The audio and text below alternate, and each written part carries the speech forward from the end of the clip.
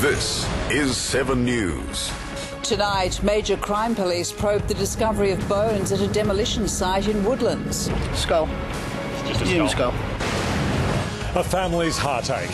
Everything they own destroyed by fire. Pop star Brian McFadden denies a mid-flight bust-up.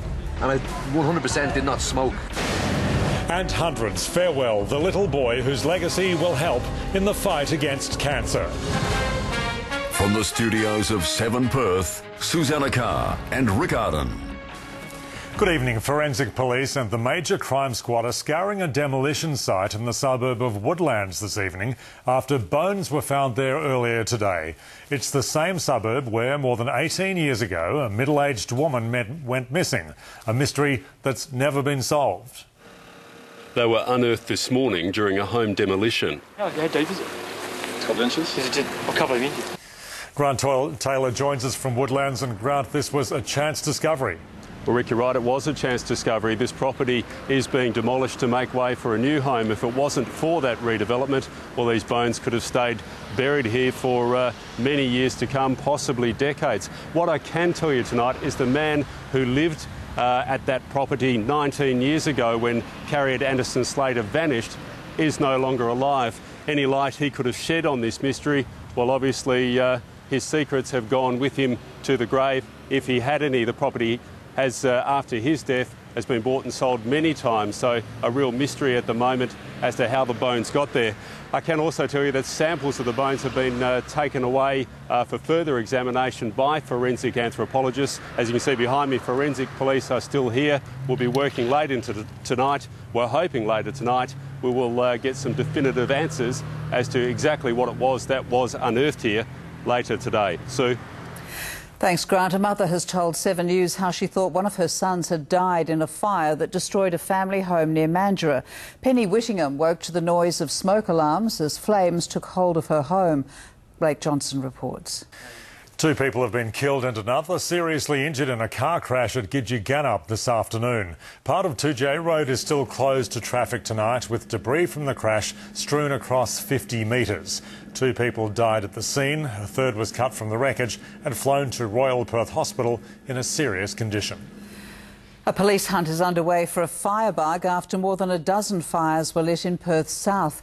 The wanted man used a motorbike to cover 6 suburbs in an arson spree that's left a family-run business facing an uncertain future. David Cooper reports.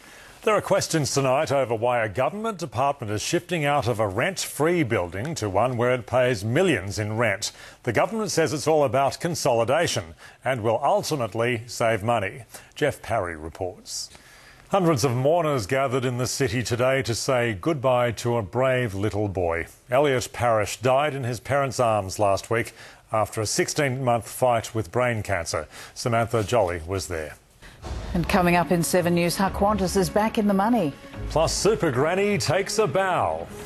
The British grandmother shows how she took on the thieves with her handbag. And Japan's hunters retreat, but anti-whaling groups aren't claiming victory yet. In 7's Money Watch, the Australian share market closed moderately higher today. The ASX 200 rose 8 points, taking its lead from a stronger Wall Street. The Dow Jones picked up 61 points. All major sectors lifted. Gold picked up $3 an ounce and oil rose 16 cents a barrel.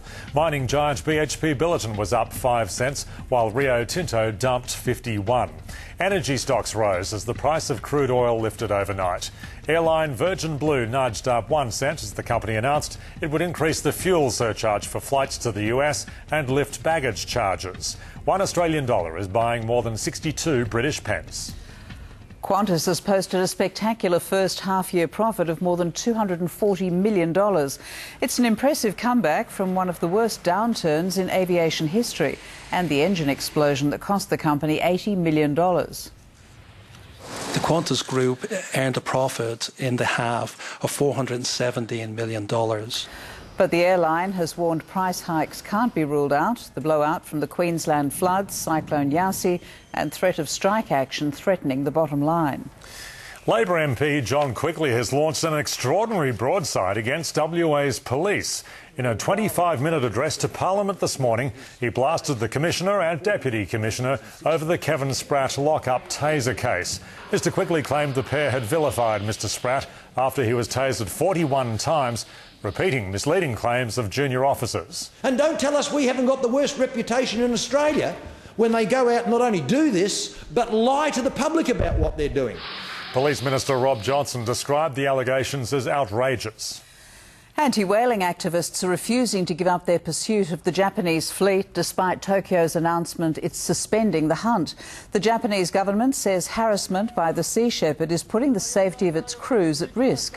The reason they had to suspend the hunt was because we had physically shut them down. They could not kill any whales, and so they really don't have any choice. But the ships haven't left the Southern Ocean yet, and the protesters have vowed to continue their action until the suspension becomes permanent.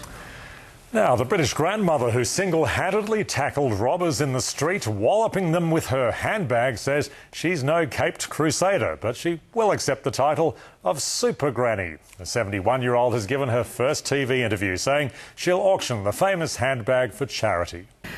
And Basil's here with sport now. Going to be tough going for Freo, Baz. So it's been a rough pre-season, but one AFL legend says it means we're about to find out what they're really made of. 8 players missing from the start of last season. Can the Dockers recover?